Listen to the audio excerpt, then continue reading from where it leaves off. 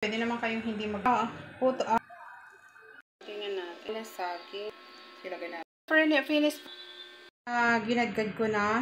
Naging grated kasaba na siya. Tapos, pinigaan ko na rin siya.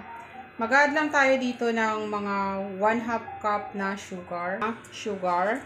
Optional yan. Pwede naman kayong hindi maglagay. Pero maglagay tayo para malinis yung aking kamay, guys.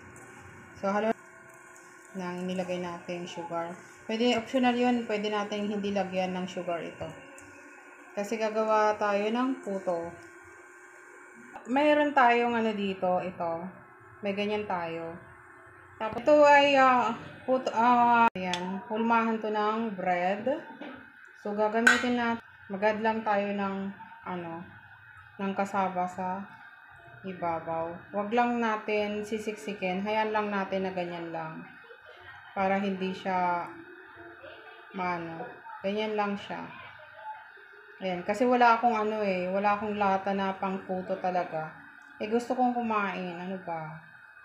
Kaya kaparaanan na natin yan. Kasi gusto kong kumain ng kasaba. Puto.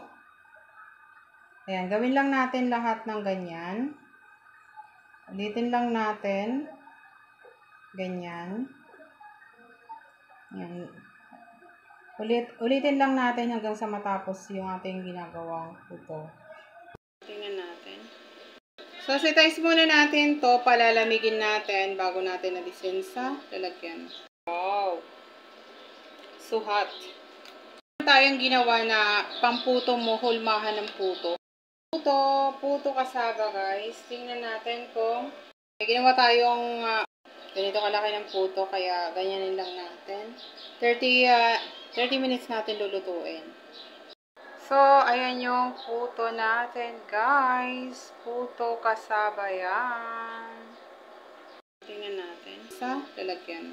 Ng dahon na sa ilagay natin. Finished product puto kasaba. Sarap.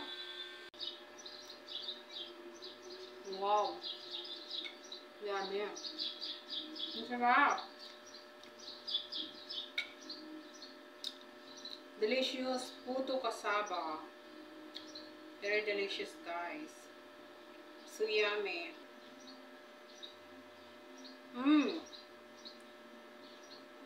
Yummy. Delicious.